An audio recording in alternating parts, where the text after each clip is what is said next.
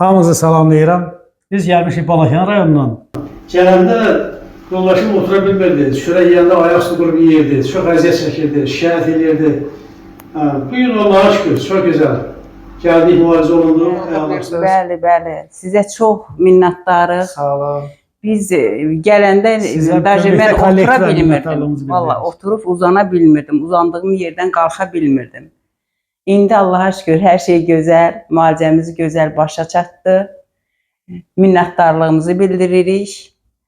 Kimin ağrısı, incidən yerləri varsa, çox gözəl həkimdir gəlməyini arzu edirəm. Ağrılarına görə bura gəlsinlər. Bəli, bəli. Sağ olun. Allah əski eləməsin, canınız sağ olsun. Minnətdarlığımızı bildiririk. Sağ olun. Həmişə gözəl olsun hər bir iş. Sağ olun, canlı sağ olun. Biz də sevinirik ki, bizim belə həkimlərimiz var. Sağ olun.